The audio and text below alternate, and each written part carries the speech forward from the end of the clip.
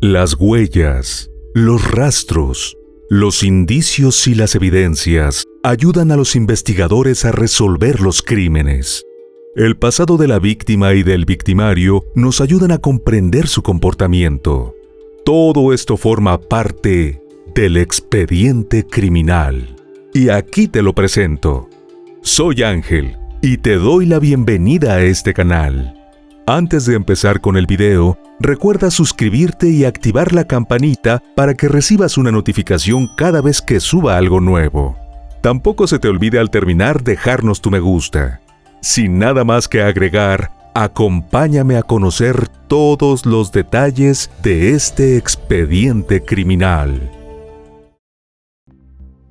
El caso de Geoff Hunt. Geoffrey Francis Hunt, mejor conocido como Geoff, nació en marzo de 1970 en Lockhart, Nueva Gales del Sur, Australia.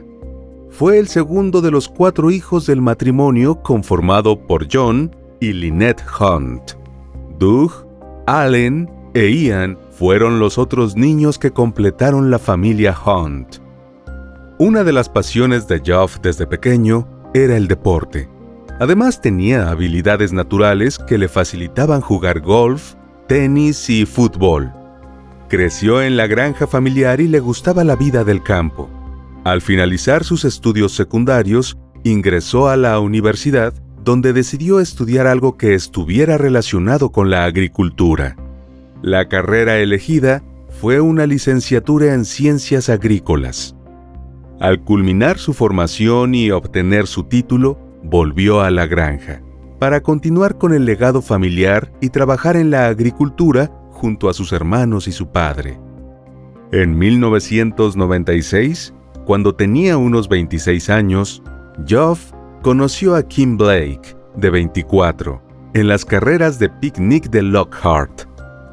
Kim nació en diciembre de 1972 y fue la primogénita de los esposos Kerry y Heather Blake. En 1975 nació su hermana Jenny. Kim, al igual que Geoff, creció en la granja familiar en Tumbarumba, Nueva Gales del Sur, Australia, a unos 160 kilómetros al este de Lockhart. Desde pequeña le encantaba cocinar, la jardinería, el esquí acuático y montar a caballo. Una de sus personas más cercanas era su prima Jane, a quien consideraba también su mejor amiga. La personalidad de la muchacha era altamente enérgica, extremadamente decidida y muy motivadora tanto para sí misma como para los que la rodeaban. También era generosa, cálida y muy orientada a la comunidad. Le encantaba ayudar a la gente. Probablemente por eso, al llegar a la universidad en Wollongong, decidió estudiar enfermería. En esta carrera la acompañó su prima Jane. Al graduarse, trabajó en varios hospitales, hasta que logró ocupar un puesto en la unidad de cuidados intensivos del hospital de Wagga Wagga. Para suerte de las inseparables primas, Jane también trabajaba en el hospital, y en esa etapa de sus vidas se mudaron juntas. Kim, de cuando en cuando, también trabajaba en el hospital de Lockhart. Geoff y Kim continuaron afianzando su relación, y en octubre del año 2001, luego de casi 5 años de noviazgo, se casaron. El matrimonio se asentó en Watch Hill, una propiedad de unos 12,000 metros cuadrados que estaba ubicada a unos 20 kilómetros de Lockhart y que colindaba con las tierras de la familia de Allen, uno de los hermanos de Geoff con quien tenía gran afinidad. A los pocos años de casados, Geoff y Kim recibieron a su primer hijo, Fletcher, en 2004. Era un niño bullicioso con mucha energía. Al pequeño le gustaba el fútbol australiano y montar en moto. Luego llegó Mia, en 2006. En contraste con su hermano, la pequeña era muy tranquila. Al crecer le gustaba leer y disfrutaba de su propia compañía. Al comenzar el colegio solía hacer los deberes de Fletcher. Era una travesura que compartía con su hermano. 2 años más tarde, en 2008, nació Phoebe. Al igual que Fletcher, era bulliciosa y hablaba alto. El entorno veía en Geoff a una persona agradable, un devoto marido y padre, que podía resultar algo perfeccionista. Sus amigos lo consideraban un hombre decente y honesto. Algunos creían que era un poco como un libro cerrado y que le daba un giro positivo a todo. Por el contrario, Ian veía en su hermano a una persona muy dominante y calculadora. Lo describía como alguien muy controlador, hasta el punto de que no se podía razonar con él sobre nada. Estos últimos comentarios pueden reflejar el triste hecho de que las relaciones entre los hermanos se habían roto. Los hermanos Hunt tuvieron una dinámica difícil a raíz de varios conflictos económicos. En un principio, Doug y sus hijos dirigían el negocio familiar de la explotación de colza o canola, pero en 2004, Doug abandonó el fideicomiso familiar, sin explicar los motivos que lo llevaron a tomar esa decisión. Si bien el matrimonio de Kim y Geoff se veía sólido, en 2009, un miembro de la familia notó que había cierto distanciamiento y tensión entre la pareja. El hombre parecía desanimado y comentó que no sabía si él y Kim llegarían a su 10º aniversario. La cuñada de Geoff, Renee Hunt, esposa de Allen, tenía una relación muy cercana al matrimonio y veía con frecuencia la infelicidad en ellos. Observó que Kim solía ser hipercrítica con su esposo, y esto le causaba una profunda angustia al hombre. A mediados de 2009, cuando hablaba de sus dificultades conyugales con su cuñada, Geoff dijo que le daba igual seguir viviendo. Comenzando el 2010, le dijo a su hermano Allen que si moría, esperaba que Fletcher lo hiciera junto a él, para no tener que lidiar con las órdenes de Kim. Según algunos de sus amigos, Kim siempre había sido muy nerviosa y su estrés se potenció al tener 3 niños pequeños y trabajar a tiempo completo. Consideraban comprensible su angustia y a veces su evidente mal humor. En enero de 2010, Kim acudió a la psicóloga Robin Slade por síntomas de ansiedad y depresión. No tenía antecedentes de problemas de salud mental, ni diagnósticos previos de algún trastorno. La psicóloga sugirió que Kim necesitaba un antidepresivo, por lo que se dirigió a su médico de cabecera, el Dr. Jeffrey, quien se lo recetó. Kim se reunió con la psicóloga en 3 ocasiones en 2010. En su primera consulta se refirió a que Fletcher le causaba dolor, que era cruel con los animales y agresivo. También habló de la sequía en la granja y de cierto descontento con los miembros adultos de la familia, entre ellos su hermana, sus padres y su suegro. Se desconocen las razones de su enojo hacia ellos. La profesional evaluó que para el cuadro que presentaba Kim, el tratamiento correcto sería que realizara un programa de terapia cognitivo-conductual, el cual comenzó a la brevedad. Aprendió estrategias de relajación y técnicas de gestión del tiempo. Al pasar algunas sesiones, el terapeuta evaluó que la depresión y la ansiedad de Kim se controlaron bien con antidepresivos y no recibió más asesoramiento psicológico. Otro acontecimiento que puso en evidencia el deterioro del vínculo de la pareja sucedió en diciembre de 2011. Kim salió de casa por una noche tras una discusión, y Geoff llamó a una amiga de la familia, Noreen Richards, porque no sabía dónde estaba su esposa. Noreen se pudo contactar con Kim, quien le aseguró que estaba bien y que solo había salido porque necesitaba calmarse. Ese año, los esposos Richards, quienes eran sus íntimos amigos y además vecinos, se convirtieron en su fuente más cercana de confianza y consejos. Les hablaron sobre las tensiones matrimoniales causadas por desacuerdos sobre cómo criar a los hijos. También las diferencias de energía entre ellos generaban críticas de Kim hacia Geoff, ya que la mujer tenía una energía aparentemente ilimitada. Trabajaba turnos dobles y triples en el hospital. También se ocupaba en gran parte de los niños y sentía que el hombre no colaboraba lo suficiente.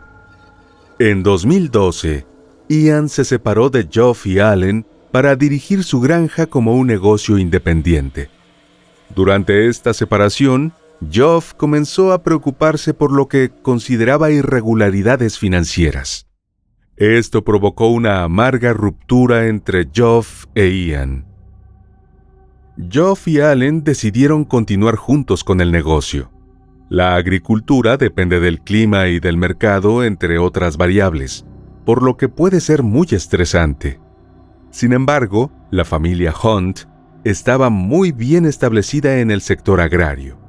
Poseían grandes y productivas parcelas de tierra, y los hermanos tenían las cualidades y conocimientos necesarios junto a una ética de trabajo que los equipó para mantenerse en la industria. El 17 de julio de 2012, Kim sufrió un grave accidente automovilístico. Phoebe estaba en el automóvil con su madre y escapó con heridas leves, pero Kim quedó en estado crítico cuando su automóvil volcó 2 veces en Lockhartbury Creek Road. La mujer fue trasladada de urgencia al hospital de la base de Wagga Wagga y luego transportada en avión al hospital de Canberra. De allí tuvo que ser trasladada al hospital Prince of Wales de Sydney al día siguiente en una condición grave pero estable. Geoff se quedó al lado de Kim mientras estaba en coma y luchaba contra una lesión cerebral traumática. Cuando se despertó, su recuperación fue larga y lenta. La mujer también había sufrido fracturas cervicales y el movimiento de su brazo derecho se vio gravemente afectado. Estuvo en el hospital durante casi 8 meses. El 22 de febrero de 2013, Kim regresó a casa bajo los cuidados del equipo de extensión del Servicio de Rehabilitación de Lesiones Cerebrales del Sudoeste. Necesitaba asistencia diaria para las actividades en casa. Una agencia gubernamental, la Autoridad de Atención y Apoyo de por Vida, financió al proveedor privado Lifestyle Solutions para que enviaran a diario a trabajadores de apoyo a la discapacidad, con el fin de ayudar en tareas como preparar a los niños para el colegio, limpiar y cocinar. Al principio eran 12 horas al día, 7 días a la semana. Pero cuando la hija menor empezó a ir al colegio en 2014, el horario de apoyo entre semana se redujo a 5 horas, entre las 3 de la tarde y las 8 de la noche. La dinámica familiar cambió drásticamente después del accidente, en parte debido a los problemas físicos y psicológicos de Kim, quien no pudo trabajar durante mucho tiempo. Su discapacidad física le dificultaba llevar el hogar con toda la eficiencia que lo hacía antes del accidente, cuando era una mujer multitareas. Geoff también tuvo que hacerse cargo de algunas labores del hogar y de los niños que antes realizaba su esposa. Kim quedó con discapacidades físicas permanentes, como debilidad general en todo el lado derecho y disminución de la fuerza y la funcionalidad de su mano derecha. Se fatigaba con facilidad y necesitaba dormir más de 10 horas a diario para evitar que su estado de ánimo y su frustración aumentaran. Le costó adaptarse a sus lesiones y al cambio de circunstancias, igual que a su familia. En mayo del año 2013, Kim vio a un psicólogo que la ayudó con la aceptación y la adaptación. Su dosis del antidepresivo en esta etapa se duplicó. A medida que tuvo que pasar más tiempo en casa, Kim pudo observar mejor las conductas de Fletcher, cada vez más desafiantes. El comportamiento inapropiado del chico se intensificó, al mismo tiempo que las lesiones de la madre disminuyeron su capacidad para manejar los problemas diarios con su hijo. Era todo un desafío la convivencia en ese hogar. Paralelamente con el proceso con su hijo, el matrimonio también estaba atravesando por un mal momento. A diario se producían discusiones. y el malestar era creciente en el hogar porque todos los miembros de la familia sentían una enorme tensión. Geoff le insistió a Kim repetidas veces para comenzar a ver a un consejero matrimonial. Finalmente ella accedió y fueron a una sesión en junio de 2013 con el consejero Clive Murphy. Kim tomó la determinación de pasar a ver a Clive el 6 de junio de 2013.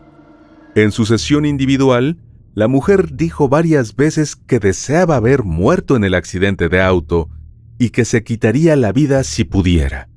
Los factores estresantes de la vida de Kim en ese momento eran económicos. Estaba convencida de que Ian había sustraído parte del patrimonio de Geoff. Esto la enfurecía constantemente, lo que provocaba reclamos agresivos hacia su marido. La frustración de no poder hacer las cosas que antes le gustaban, como el esquí acuático, la hacía sentir que no tenía nada por lo que vivir. Luego de esa sesión, Kim no volvió a consultar a Clive. El 14 de junio de 2013, un asesor telefónico de Acceso a la Línea de Bienestar llamó a Kim a raíz de una petición de su gestor de casos en la Autoridad de Atención y Apoyo de por vida, que había estado a cargo del seguimiento de la mujer. Durante la conversación, Kim reconoció que había tenido pensamientos de suicidio en las semanas anteriores y que había armas en casa.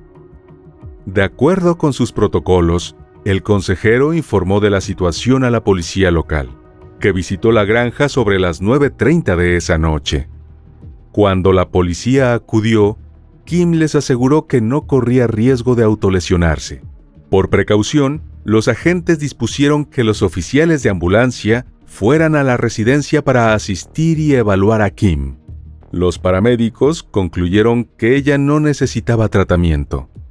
Los agentes preguntaron entonces por las armas de fuego, y Geoff les mostró que él tenía 2 rifles de cañón largo guardados en una caja fuerte.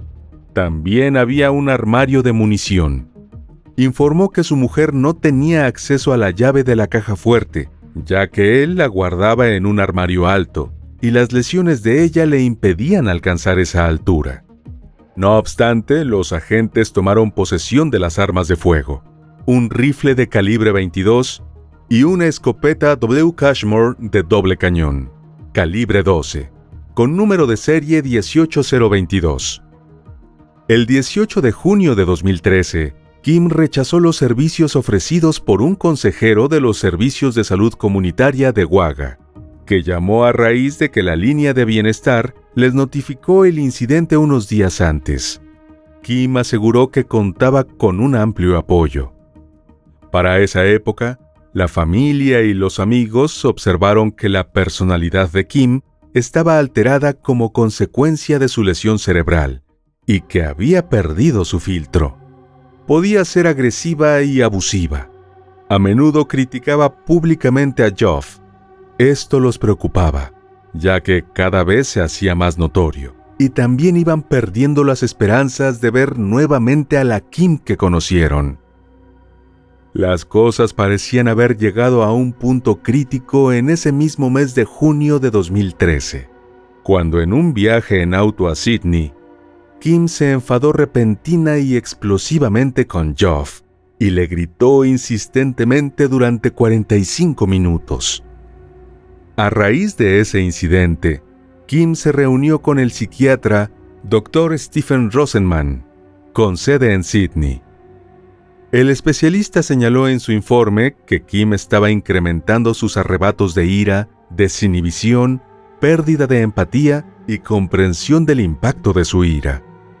Basándose en su evaluación, el psiquiatra no creía que Kim estuviera deprimida y recomendó que se le retiraran los antidepresivos. En cuanto a su atención psiquiátrica continuada, insistió en la necesidad de acudir a un profesional con experiencia en lesiones cerebrales.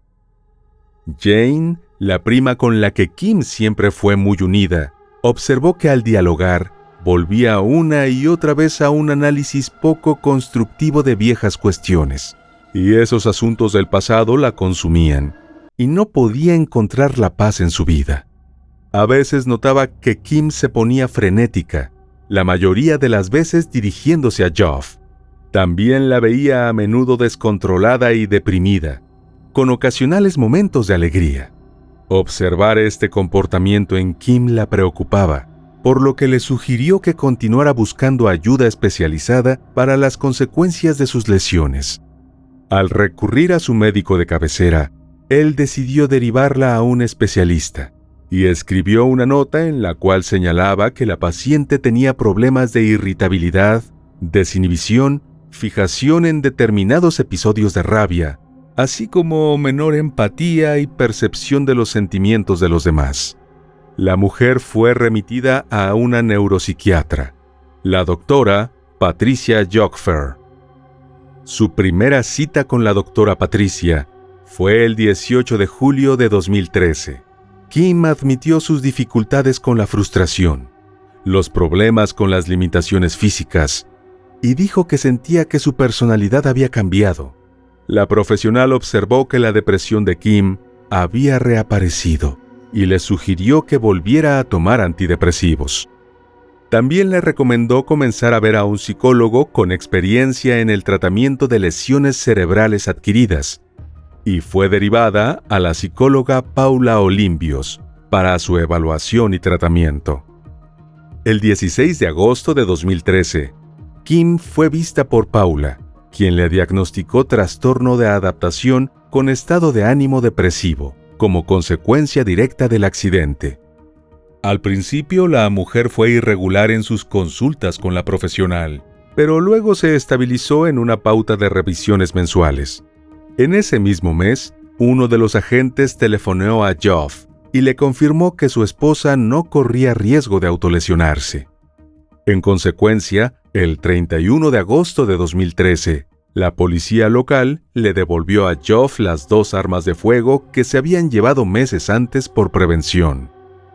El tema de la salud mental era prioritario en el seno de la familia en agosto de 2013. En ese entonces también buscaban soluciones para todas las conductas inadecuadas de Fletcher. El pediatra, el Dr. Kit Chi, le diagnosticó al niño trastorno de déficit de atención e hiperactividad, y se le empezó a administrar Ritalin. Entre el 20 de noviembre de 2013 y el 28 de abril de 2014, Fletcher tuvo 7 sesiones con la psicóloga infantil Kylie Earlam, debido a su comportamiento desafiante y a los cambios en su familia tras el accidente de Kim. La psicóloga intentó la terapia cognitiva conductual con el niño, pero no tuvo éxito. En septiembre de 2013, Geoff, sobrecargado de problemas de toda índole, se comunicó con el consejero Clever. Le dijo que tenía falta de motivación, que evitaba a la gente y que no le gustaba estar con sus hijos, aunque los calificaba como las personas más importantes para él. También le confesó que su peor miedo era estar solo. Entretanto, Kim también tenía problemas físicos. Sufría caídas periódicas por falta de equilibrio y su brazo derecho estaba gravemente incapacitado. El 30 de octubre de 2013 fue operada de la mano derecha. Kim también vio regularmente a la neuropsiquiatra en persona y a través de Skype. Tuvieron sesiones en 10 ocasiones entre 2013 y 2014. Kim le dijo a la especialista que la reintroducción de un antidepresivo era de ayuda, pero señaló que seguía teniendo problemas para lidiar con Fletcher. Sin embargo, en una cita posterior, informó que su vínculo con Fletcher estaba mejor. En un correo electrónico fechado el 17 de abril de 2014, la psicóloga de Kim informó que su paciente estaba progresando bien, pero se sentía muy poco apoyada por Geoff. La buena noticia era que recientemente Kim había vuelto al trabajo, y ese era un incentivo que necesitaba para tener mayor estabilidad. A pesar del informe optimista de sus profesionales, en la semana que comenzó el 29 de junio de 2014, las cosas iban de mal en peor para la pareja. Jane pasó esos días con ellos y su prima Kim le confió, entre otras cosas, que no amaba a Geoff, que no se sentía atraída por él y que no quería tener contacto físico con su esposo. Geoff, por su parte, parecía tener un estado de ánimo bajo, y Jane le animó a volver al consejero. 2 semanas más tarde, Jane volvió a hablar con la pareja. En esa comunicación, Kim sonaba más positiva. Sin embargo, Geoff mencionó que su esposa había tenido recientemente un episodio de ira que había durado unas 2 semanas. La última cita de Kim con la neuropsiquiatra fue el 3 de septiembre de 2014. Ese día, la profesional registró en sus apuntes que la paciente estaba funcionando muy bien. Detalló que su estado de ánimo era estable, disfrutaba yendo a trabajar, su vida familiar era estupenda y estaban socializando más en familia. Se estableció un seguimiento activo, se le mantuvo con medicación estabilizadora del ánimo, antidepresivos y debía seguir acudiendo a su psicólogo. En septiembre de 2014, Kim llevaba una férula termoplástica en la base del antebrazo por las noches. El objetivo de la férula era mejorar la posición de sus dedos, pero cuando la tenía puesta, la función de su mano estaba significativamente limitada. El 2 de septiembre de 2014, un fisioterapeuta que había estado consultando desde la operación midió su fuerza de agarre de la mano derecha en 1 kilogramo, en comparación con 21 kilos en la otra mano. La fuerza de pellizco de la mano derecha era de 0 kilogramos, frente a los 2 kilogramos de la otra mano.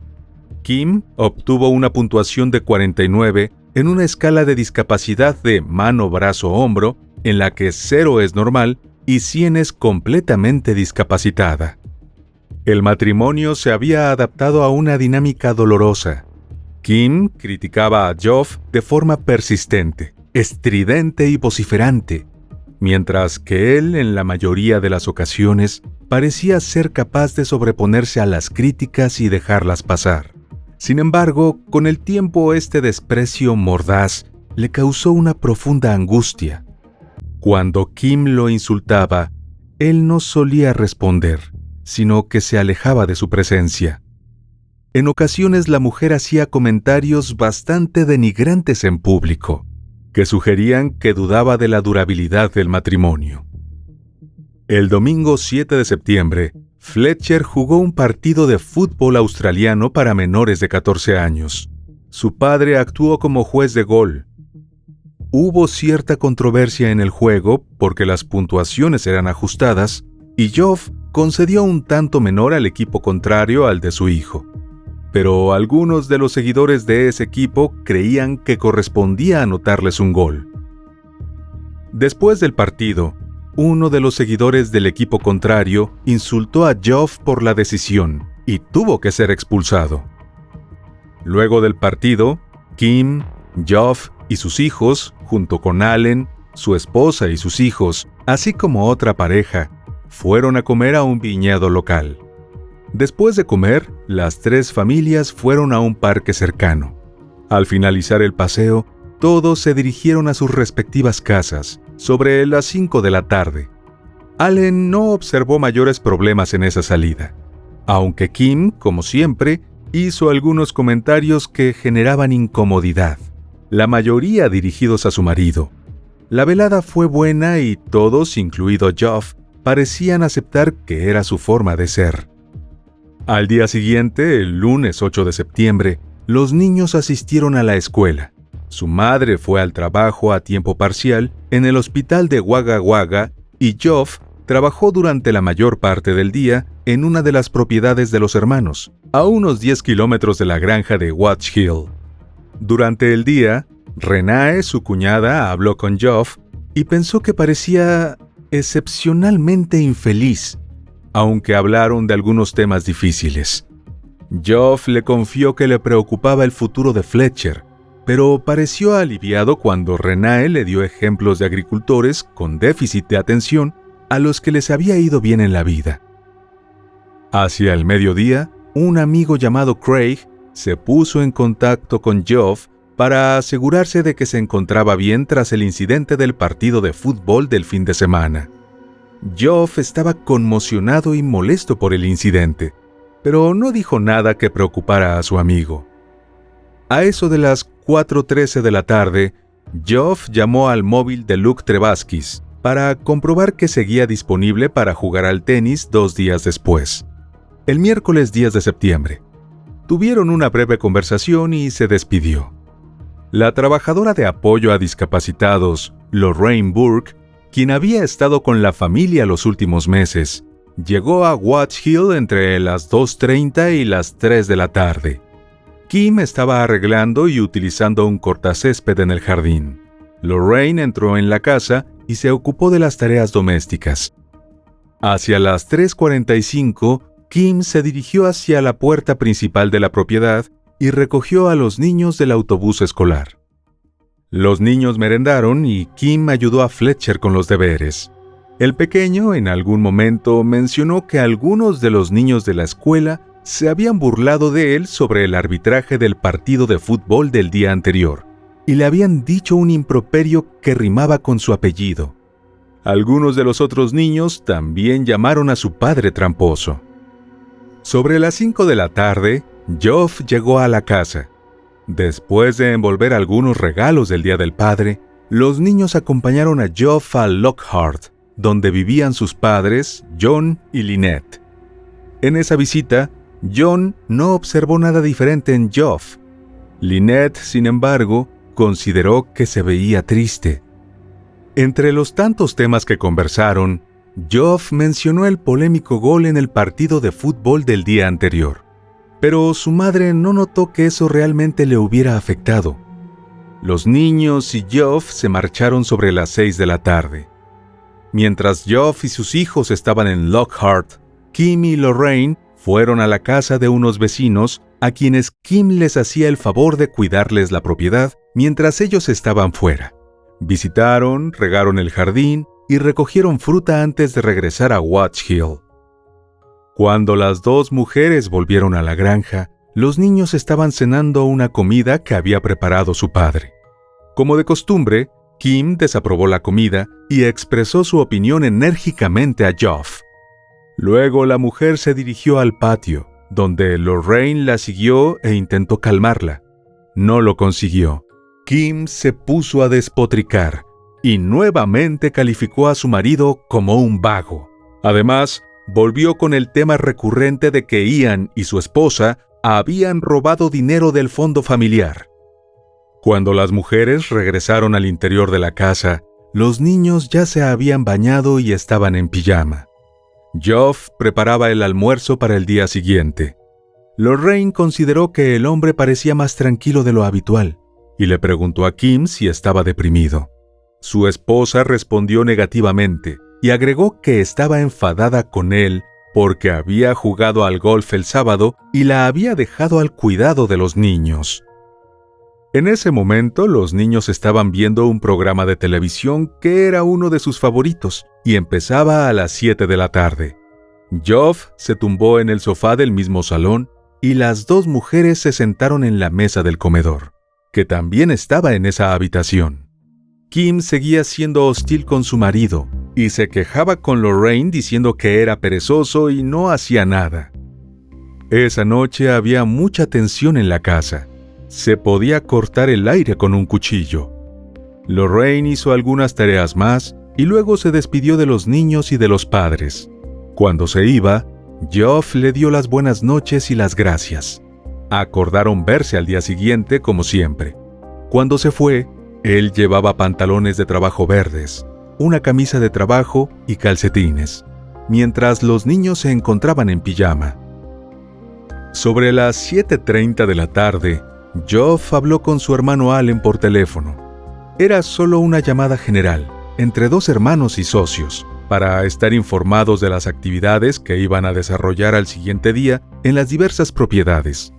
Esas conversaciones nocturnas eran habituales, pero en esta ocasión, Geoff no parecía inclinado a prolongar el diálogo más de lo necesario. Geoff le dijo que iba a asistir a una reunión de comercialización de granos en Lockhart, y Allen le informó que iría a Wagga Wagga.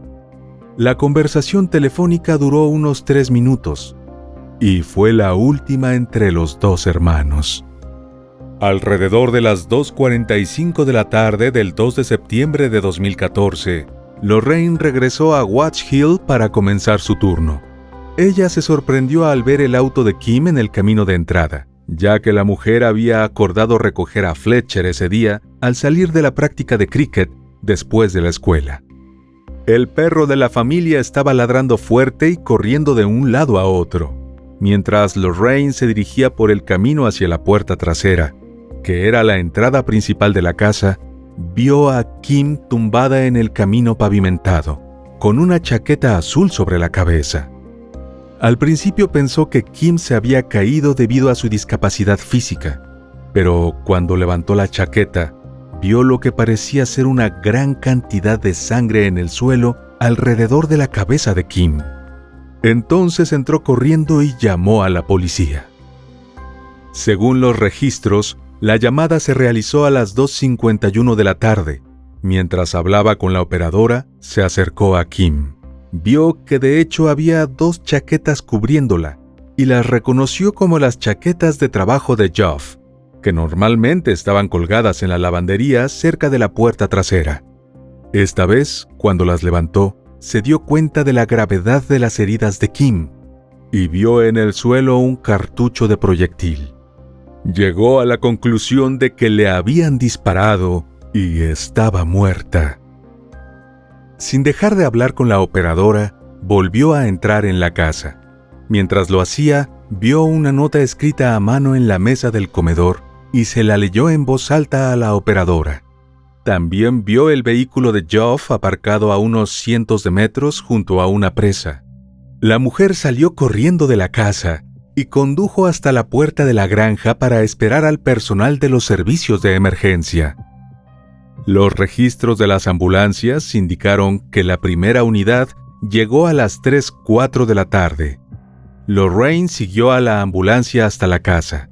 Los paramédicos confirmaron que Kim estaba muerta. Entraron brevemente en la casa, que estaba a oscuras y con las persianas bajas, excepto en la cocina.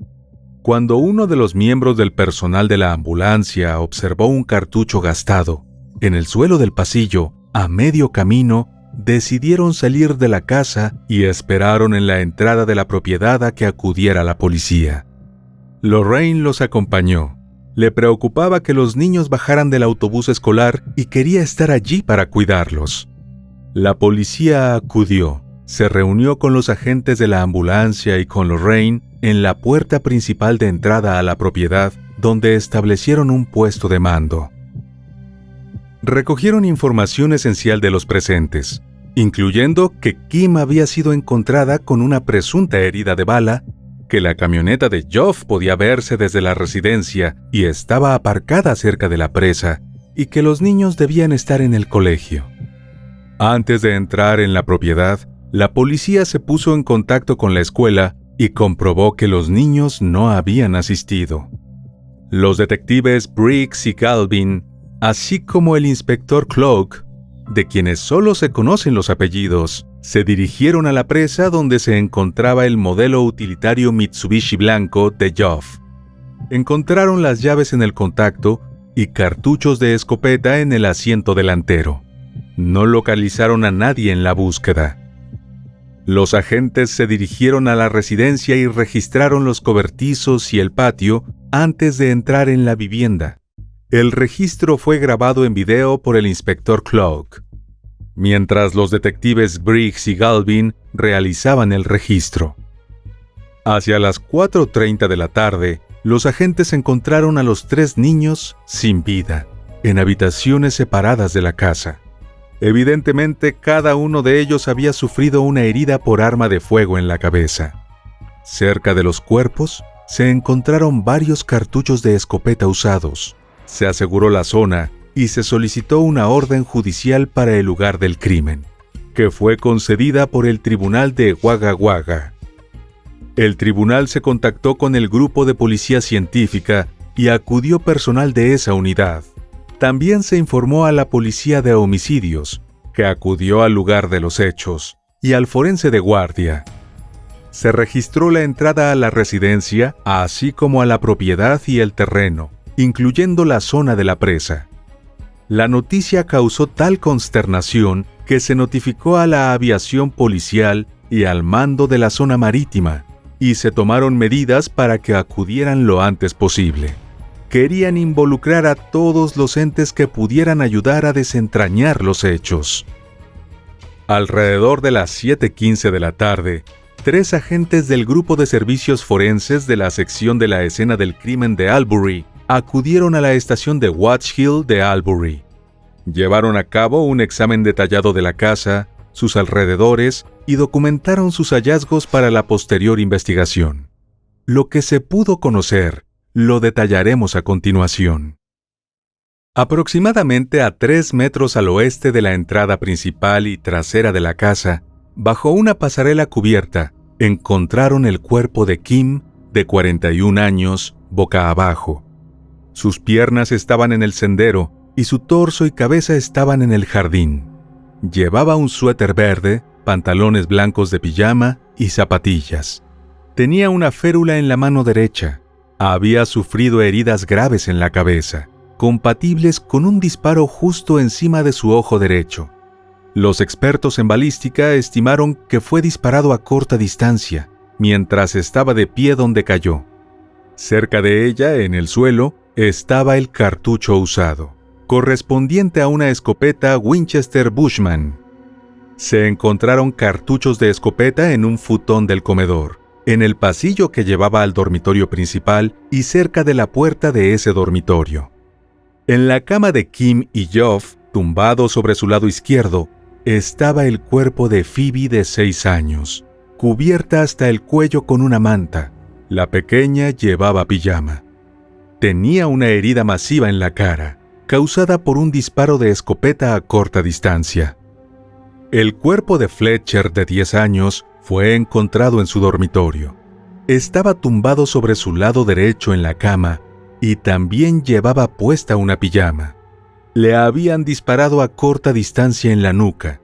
Su lámpara de cabecera estaba encendida, porque el pequeño prefería dormir así la mayoría de las noches. En el dormitorio de Mia, de 8 años, se encontró su cuerpo.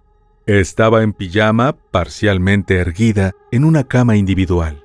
Ella también sufrió una herida masiva en la cara. Le dispararon a corta distancia cuando estaba sentada en el centro de la cama y se desplomó hacia la izquierda. No había indicios de que se hubiera forzado la entrada ni de que se hubieran producido disturbios en el resto de la propiedad. En relación con Geoff, de 44 años, los informes detallaron que el 10 de septiembre de 2014, buzos de la policía registraron una presa situada a unos 450 metros de la finca, junto a la cual estaba aparcado el todoterreno del padre de familia. El cuerpo del hombre fue encontrado a unos 7 metros de la orilla de la presa, a una profundidad de aproximadamente 1.6 metros de la superficie. Tenía una herida causada por un disparo de escopeta en el paladar y 3 cartuchos de escopeta sin usar en el bolsillo del pantalón. Había huellas de pisadas en el barro que rodeaba la presa, y todas parecían haber sido hechas por una persona. Eran consistentes con las botas de trabajo que Geoff llevaba puestas. En la presa, los buzos también encontraron una escopeta de doble cañón con cartuchos en cada cañón. Todo indicaba que había atentado contra su vida. Las autoridades trasladaron los cuerpos de los 5 fallecidos para hacer las respectivas autopsias. La tarea fue realizada por patólogos forenses experimentados, en las instalaciones del Departamento de Medicina Forense de Newcastle. Las autopsias confirmaron que la muerte de cada persona había sido causada por una única herida de proyectil en la cabeza. No fue descubierta ninguna otra herida o lesión. La información recopilada durante las autopsias se cotejó con las pruebas de la escena para establecer las identidades de las personas fallecidas. Los terribles hechos y lo trágico de la situación de toda una familia fallecida generaron el inmediato interés de los medios de comunicación, que iniciaron una amplia cobertura y divulgaron cualquier detalle que lograban obtener. La difusión de las noticias tomó por sorpresa de la peor forma a la familia de Kim. De hecho, la policía no había podido establecer contacto con los padres de Kim, que se encontraban de viaje en el territorio del norte. La pareja se enteró de que había ocurrido una tragedia cuando se exhibieron fotografías de Watch Hill con el comentario de que una mujer y 3 niños habían sido encontrados muertos allí. 2 semanas después de los terribles hechos, miles de personas se reunieron para despedir y celebrar la vida de la familia Hunt. El funeral fue celebrado en el campo de fútbol local, que se llenó con más de 1 millar de vecinos de la ciudad, quienes lloraron mientras soltaban globos hacia un cielo todavía azul. La ceremonia estuvo repleta de imágenes cariñosas de la familia, fotos de la boda, fotos de las vacaciones y retratos de los niños en el colegio. Los chicos de la localidad cantaron en honor de sus amigos. La hermana de Kim, Jenny, habló sobre el entusiasmo de su hermana por la vida y su devoción por sus hijos. También dijo en el memorial que la casa donde vivía la familia seguía en pie, pero que a partir del día de la tragedia, los árboles florecerían y darían frutos que nadie probaría, al mismo tiempo que la cancha de tenis estaría vacía, los caballos sin montar y el carril para bicicletas permanecería en silencio. También afirmó que Kim no solo era su hermana mayor, sino su ídolo y su amiga. La describió como una persona increíble, amable y cariñosa. Concluyó diciendo que se sentía perdida en este mundo sin la presencia de Kim. También estuvo presente el alcalde de Lockhart, Rogers Schirmer, quien pronunció la declaración completa de las familias Hunt, Jepper y Blake, que le pidieron leer el texto en nombre de todos ellos. Previamente advirtió que esa sería la única declaración de las familias, y detalló que los dolientes de las víctimas habían pedido que por favor se abstuvieran de hacer preguntas en ese momento. Según señalaron en su declaración, las últimas 2 semanas habían sido traumáticas y llenas de tristeza. Sin embargo, les recordaron la importancia de la compasión, la amabilidad y el respeto. Agradecieron a todos los que los apoyaron de palabra, obra o pensamiento, desde las llamadas telefónicas y la entrega de alimentos, hasta los abrazos cálidos y los pensamientos amables. También quisieron hacer un reconocimiento a los esfuerzos de la policía y las autoridades locales, destacando que todos fueron respetuosos y compasivos en el desempeño de sus funciones. Agregaron que el Consejo de la Comarca de Lockhart había sido muy servicial y había hecho todo lo posible para apoyarlos. La carta de la familia se refirió amorosamente a cada uno de los miembros del hogar donde tuvo lugar la tragedia. Describieron a Geoff como un padre devoto y un marido cariñoso. Tenía talento, era bueno en todo lo que hacía. Era un excelente esquiador acuático, jugador de tenis y golfista. Sus conocimientos de agronomía se combinaron con las habilidades mecánicas de su hermano Allen para dirigir con éxito el negocio agrícola familiar. Geoff tenía un gran sentido del humor y siempre parecía tener un brillo en los ojos. Su personalidad salía a flote cuando jugaba con los niños, ya que lo hacía con desenfreno. Señalaron que echarían de menos las payasadas de Geoff en el campo de golf y en Boree Creek. En relación con Kim, manifestaron que sería recordada por su energía e intensidad. Ponía mucho empeño y voluntad en todo lo que hacía. Por eso era un pilar de su familia. Era una enfermera experta, una chef increíble, una jardinera con talento y una deportista enérgica. Kim era un alma generosa que dio mucho a todos los que la rodeaban. Fue una madre y una esposa maravillosa que luchó con tenacidad para superar las grandes dificultades derivadas del terrible accidente de auto que ocurrió en 2012.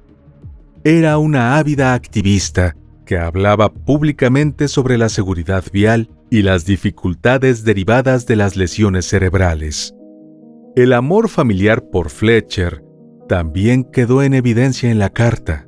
Dijeron que, tal como su madre, era la energía personificada. Esto resultó ventajoso en el terreno deportivo. En un partido memorable de la AFL, Fletcher, con 10 años y jugando en el equipo sub-14, consiguió marcar 5 goles. A sus allegados les conmovió que el equipo guardó un minuto de silencio en memoria de Fletcher, a quien además le encantaban los saltos en moto y recientemente se había pasado a una motocicleta de gran cilindrada. Esa afición de su hijo hacía que Geoff se mantuviera ocupado construyendo saltos cada vez más grandes en la propiedad de Watch Hill. Al momento de referirse a las niñas de la pareja, indicaron que Mia sería recordada por su empatía e inocencia. Le encantaba cuidar de los demás y disfrutaba aprender y prosperar en el entorno escolar. El lado creativo de Mia afloraba a menudo en medio de sus aventuras en la cocina. Disfrutaba especialmente con la música y los deportes, en los que destacaba. Su aptitud para el netball y el tenis hizo que sus padres se sintieran muy orgullosos. Phoebe, la más joven de la familia, era también la más mandona. Recordaron a modo gracioso. Ella también poseía una habilidad deportiva natural y ya estaba aprendiendo a esquiar en el agua. Respondía tanto a un reto como a la atracción de un caramelo como recompensa. Como conclusión de la detallada carta, los allegados señalaron que los Hunt disfrutaban pasando tiempo juntos en familia, practicando esquí acuático en el arroyo, de vacaciones en Byron Bay y como miembros activos de los clubes locales de fútbol y netball. Eran muy respetados en la comunidad local y los primeros en ofrecer su ayuda cuando otros la necesitaban. Por todas las razones antes expuestas, sabían que los echarían de menos durante el resto de sus vidas y pedían respeto mientras recordaban, lloraban y se despedían de sus seres queridos. Al finalizar la ceremonia, los cuerpos fueron trasladados al cementerio de Lockhart. Pero el sepelio no fue el cierre. El proceso legal relacionado con la muerte de los Hunt se inició poco después del primer aniversario de la tragedia, el martes 6 de octubre de 2015, a las 10 de la mañana. Ese día comenzaron las audiencias presididas por el juez de instrucción del estado de Nueva Gales del Sur, Michael Burns. Se presentaron diferentes pruebas para poder sacar conclusiones sobre los hechos sucedidos el 8 de septiembre de 2014. Primero se presentó el informe, análisis y conclusión realizado por los agentes del Grupo de Servicios Forenses de la sección de la escena del crimen de Albury el 9 de septiembre de 2014. Su experiencia en ciencias forenses, balística y pruebas de patrones de manchas de sangre permitió formular descripciones e interpretaciones de la escena del múltiple crimen. El elemento en común en las muertes de Kim y sus 3 hijos era que todos recibieron disparos a corta distancia y el arma utilizada fue una escopeta. Los sucesos ocurrieron a la hora de dormir, porque toda la familia estaba en pijama. En el tribunal se dieron detalles de la nota encontrada en la mesa del comedor que decía: «Lo siento, todo es culpa mía, totalmente mía». La opinión de un experto en escritura a mano fue que la escritura era de Geoff. Cuando el cuerpo del padre de familia fue encontrado en la presa de la propiedad, donde también fue encontrada la escopeta utilizada en los hechos, se logró determinar que el percutor del cañón izquierdo estaba en posición amartillada. El percutor derecho estaba descargado, y luego localizaron el cartucho vacío que había sido disparado. La escopeta era de la marca W. Cashmore y tenía el número de serie 18022. 2 cajas de cartucho de escopeta de las mismas marcas que los encontrados en la casa estaban en el asiento delantero del auto de Geoff. Luego se presentaron los resultados de una autopsia psicológica realizada por la doctora Sarah Jewell, psicóloga forense superior y directora del equipo de ciencias del comportamiento del Grupo de Servicios Forenses de la Policía de Nueva Gales del Sur. Para ese entonces, la profesional llevaba aproximadamente 18 años ejerciendo la psicología forense. Gran parte de su práctica la hizo en el Cuerpo de Policía de Nueva Gales del Sur y anteriormente en el Departamento de Justicia de Nueva Gales del Sur, en el área de servicios penitenciarios, donde se especializó en la evaluación y el tratamiento de delincuentes sexuales y violentos. La especialista realizó una evaluación indirecta de la personalidad, que es un examen con la información disponible con el fin de determinar las características relevantes para diversos fines de investigación, ya que puede proporcionar a los investigadores una comprensión de los comportamientos, la toma de decisiones, el diagnóstico psicológico preexistente y rasgos de personalidad. Se le llama indirecta porque no se evalúa a ningún individuo en persona. La doctora Sarah reconoció en su informe que la evaluación estaba limitada por la naturaleza secundaria de la información revisada, así como también admitió que existían más limitaciones porque la principal persona de interés había fallecido. Al realizar su evaluación, asumió la hipótesis de que Geoff era responsable de las muertes de Kim, Fletcher, Mia y Phoebe, y luego de sí mismo. Confirmó que ninguna información revisada por ella parecía contradecir este escenario. Explicó que revisó declaraciones y otro material relativo a la historia familiar, médica y psicológica de los Hunt. Determinó que Geoff probablemente experimentó síntomas depresivos durante algún tiempo. Esa situación, junto con su tendencia a interiorizar la angustia cognitiva y emocional, escaló hasta su decisión de matar a su familia. Los factores causantes de estrés por los problemas de pareja y familiares, incluyendo las lesiones permanentes de Kim, habrían contribuido probablemente a sus sentimientos de desesperanza en el futuro. En otros casos de asesinatos familiares en los que el perpetrador luego se quita la vida, el desenlace fatal está precedido por disputas por la custodia y a veces de un historial de violencia familiar. Pero en el drama de los Hunt, todo era muy distinto, pues al parecer, Geoff no podía contemplar separarse de Kim o de sus hijos. En opinión de la experta, los niños fueron asesinados porque Geoff creía que no podían arreglársela sin él. Como parte de estas creencias distorsionadas, probablemente el hombre creyó que al asesinarla, estaba terminando la miseria de Kim, sobre todo teniendo en cuenta que su recuperación se creía que había alcanzado su expectativa máxima. Tomando en cuenta toda esa información, la psicóloga experta concluyó que la intención primaria de Geoff era quitarse la vida, por lo cual la decisión de matar a los miembros restantes de su familia fue una salida improvisada, que tenía una motivación que se califica como pseudo-altruista. Es decir, que él pensaba que les estaba haciendo un bien porque no podrían seguir la vida con su ausencia. Detalló que su pensamiento distorsionado, que resultó en las 5 muertes, estaba probablemente asociado con síntomas de depresión y sentimientos de desesperanza por su situación y la de su familia.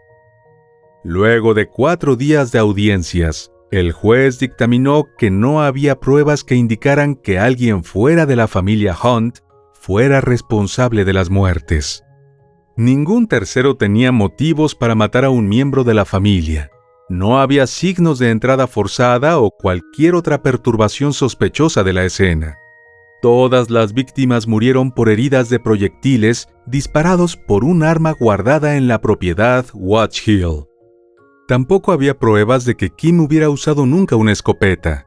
Las evaluaciones médicas que le hicieron a la mujer una semana antes de los hechos mostraron que las lesiones del accidente de auto en su mano derecha la habían dejado muy débil como para lograr disparar.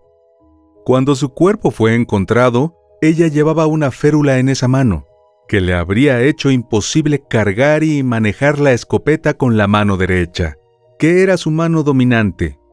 En consecuencia, era muy improbable que hubiera tenido la fuerza para sostener el arma de la manera necesaria para disparar con tanta precisión a los niños. El efecto acumulativo de esta evidencia lo llevó a concluir que Kim no era físicamente capaz de acceder y operar el arma. Otro dato igualmente concluyente era que no había absolutamente ninguna prueba de que alguna vez hubiera pensado en hacerles daño a sus hijos. En consecuencia, el juez rechazó cualquier sugerencia de que ella hubiera asesinado a los niños, lo que habría llevado a Geoff a matarla y luego quitarse la vida. Llegó a la conclusión de que Geoff disparó contra su esposa en un camino hacia la entrada principal de la casa de la granja. Luego le disparó a cada uno de sus hijos mientras yacían en las camas, y finalmente actuó contra sí mismo.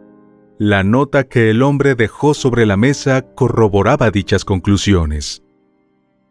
Al finalizar las audiencias, los allegados a las víctimas sintieron que podían comenzar el proceso de duelo de una manera más privada, ya que las familias Hunt y Blake habían sufrido terriblemente a consecuencia de estas muertes. Que una rama entera de la familia fuera arrebatada en un incidente tan violento e imprevisto era muy difícil de sobrellevar.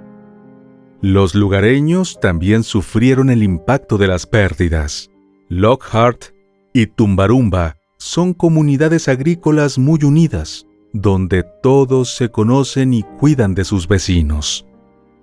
Kim y Geoff participaban activamente en los asuntos vecinales, y sus hijos eran amigos de los otros niños.